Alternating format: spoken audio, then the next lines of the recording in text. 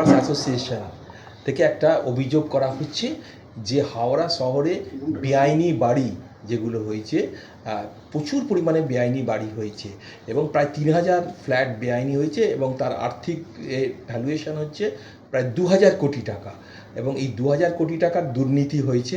Howrah corporation থেকে তারা অনুমতি নিয়ে তারা বাড়ি দিয়েছে এবং এই ডিটেনশন ফি জমা দিয়ে এবং প্রচুর পরিমাণে বেআইনি কনস্ট্রাকশন হয়েছে। এ ব্যাপারে তারা হাইকোর্টে মুভ করছে এবং তারা সিবিআই এনকোয়ারি চাইছে। কি বলবেন? না, সে তো বেআইনি বিল্ডিং সিপিএমের আমলেও হয়েছে, যখন স্বদেশ চক্রবর্তী মেয়র ছিল, মমতা জয়সওয়াল মেয়র ছিল তখনও হয়েছে, তারপরে রথিন মেয়র ছিল যখন তখনও হয়েছে, তারপরে বোর্ড অফ অ্যাডমিনিস্ট্রেটর ছিল তখনও হয়েছে। বেআইনি হয়েছে, বেআইনি হলে যদি যেখানে বেআইনি হয়েছে সেখানে কর্পোরেশন করে নোটিশ করে ভেঙে দেবে, ডেমোলিশ করে দেবে। যেমন রাজ্য সরকার ভেঙে দিচ্ছে সেরকম ভেঙে দেবে, কোনো অসুবিধে নেই। যেখানে বেআইনি হয়েছে সেখানে ভেঙে দেবে। বেআইনি যদি হয়ে থাকে, বেআইনি বিল্ডিং যদি হয়ে থাকে, যেগুলো বেআইনি বিল্ডিং হয়েছে, অনেক বিল্ডিং হয়েছে বেআইনি বিল্ডিং, সেগুলো ভেঙে দেবে। কর্পোরেশন তো চোখ বুজে বসছিল, কর্পোরেশন কিচ্ছু করেনি। আজকে নয়, সে মানে সিপিএমের আমলে হয়েছে, তৃণমূল কংগ্রেসের আমলে হয়েছে, এই আমলে হচ্ছে। বেআইনি বিল্ডিং হয়েছে এবং কর্পোরেশনের উচিত বেআইনি বিল্ডিংগুলোকে ধরে প্রত্যেকটা ভেঙে দেওয়া। রাজ্য সরকার যেমন বিভিন্ন জায়গায় বেআইনি বিল্ডিং ভেঙে দিচ্ছে, সেরকম হাওড়া শহরে ভেঙে দিক, কোনো অসুবিধে নেই বেআইনি বিল্ডিং যদি হয়ে থাকে। ওদের অভিযোগ যে প্রায় 2,000 কোটি টাকার দুর্নীতি হয়েছে এবং এই ব্যাপারে সিবিআই কত টাকা তারা হিসেব, 3,000 তাদের হিসেব করেছে। আমি তো হিসেব করতে যাইনি, আমার পক্ষে হিসেব করা সম্ভব নয়। তাদের আমি বললাম তো, সিপিএমের আমলেও হয়েছে, স্বদেশ চক্রবর্তী যখন মেয়র ছিল, মমতা জয়সওয়াল যখন মেয়র ছিল তখনও হয়েছে, তৃণমূল কংগ্রেসের আমলেও হয়েছে, এখনও হচ্ছে। বেআইনি হয়েই গেছে, বেআইনি কেউ আটকাতে পারেনি। বেআইনি হয়েছে, বেআইনি ভেঙে দাও। কর্পোরেশনের উচিত তো বেআইনি ভেঙে দেওয়া। কর্পোরেশন চোখ বুঝে বসে থাকলে কী করে হবে? দাদা, এই টোটাল কর্মকাণ্ডে ওরা সরাসরি আপনার নাম নিয়ে বলছে। মন্ত্রী যখন আপনি ছিলেন সেই সময় আপনার প্যাট্রোনেজে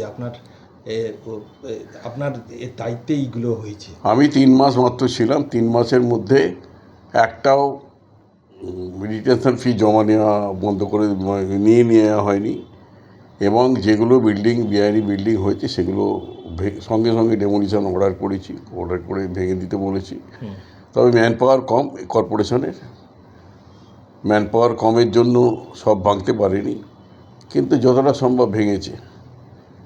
কিন্তু এই আইন, আমি কড়া আইন আনতে বলেছিলাম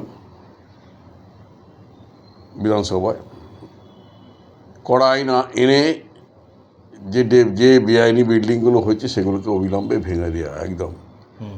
এবং বেআইনি শুধু ভেঙে দিলে হবে না, অ্যারেস্ট করতে হবে, প্রমোটারকে অ্যারেস্ট করতে হবে, ল্যান্ডলর্ডকে অ্যারেস্ট করতে হবে, যারা বেআইনি করছে তাদেরকে অ্যারেস্ট করতে হবে, কড়া আইন আনতে হবে, তবেই আটকানো যাবে। যারা এই মামলা করছে, অভিযোগ করতেই পারে, অনেকে অভিযোগ করা খুব সোজা, কিন্তু আসল কাজটা ইমপ্লিমেন্ট করা খুব শক্ত। সুতরাং আসল কাজটা ইমপ্লিমেন্ট করে দেখার, তারা আগে বলুক তাদের আমলে কেন হয়নি। যারা এই কথাগুলো বলছে তাদের আমলে কেন করেনি, ইললিগাল বিল্ডিং কেন ডেমোলিশ করেনি সেটা বলুক, তারপরে বলবে। এত বাড়ি, সেটাও তো একটা সমস্যা দেখা দেবে। সেক্ষেত্রে সরকার কিভাবে কি করছে সেটা সরকার উইল ডিসাইড, সরকার বুঝবে, সেটা আমাদের বোঝার দরকার নেই। তো সরকার বুঝবে, কারণ যারা বেআইনি করেছে, বেআইনি যদি অ্যাকশান নিতে হয়। আমি একসময়, তখন আমরা ক্ষমতা এসেছি জাস্ট, সেই সময় মমতা জয়সওয়াল মেয়র হয়েছে। মমতা জয়সওয়ালকে বলেছিলাম যে আপনি যখন বিল্ডিংটা হচ্ছে তখন ভেঙে দিন, বেআইনি বিল্ডিংটা হচ্ছে তখন ভাঙুন। বেআইনি বিল্ডিং হয়ে যাওয়ার পর যখন বাড়িতে ঢুকে যাচ্ছে ফ্ল্যাট ওনাররা, কারণ তারা অনেকে কোনো রকমের টাকা বন্ধক দিয়ে, কোনো রকম রিটায়ারমেন্টের টাকা জমা দিয়ে, শেষ কেউ সঞ্চয়। বাড়ির সোনা বইয়ের সোনা বন্ধক দিয়ে কোনো রকমের একটা ফ্ল্যাট কেনে, তাদের মাথার উপর ছাদ কেড়ে নেওয়া উচিত নয়। তারা হয়তো ভুল করেছে, কিন্তু তাদের একটু কনসিডার করা উচিত, এটা বলেছিলাম আমি। এবং সেটা একমত হয়েছিল আমার সঙ্গে মমতা জয়সওয়াল। যেগুলো যখন কনস্ট্রাকশন হচ্ছে, ইলিগাল কনস্ট্রাকশন হচ্ছে, ইলিগাল কনস্ট্রাকশন চালিয়ে যাচ্ছে, তখন কেউ ঢোকেনি, তখন ভেঙে দাও না কেন, তখন ভাঙছো না কেন, তখন ভেঙে দিচ্ছে না কেন? ডেমোলিশ করতে হবে, কড়া আইন আনতে হবে। ডেমোলিশ শুধু নয়, ডেমোলিশ, অ্যারেস্ট খুব কড়া, এবং এমন অ্যারেস্ট করবে যাতে এই নতুন আইন নিয়ে আসুক, নতুন আইন করুক, করে তার বিরুদ্ধে কড়া বন্দোবস্ত, কড়া ব্যবস্থা নিক, তবেই এগুলো বন্ধ হবে, বেআইনি বিল্ডিং বন্ধ হবে।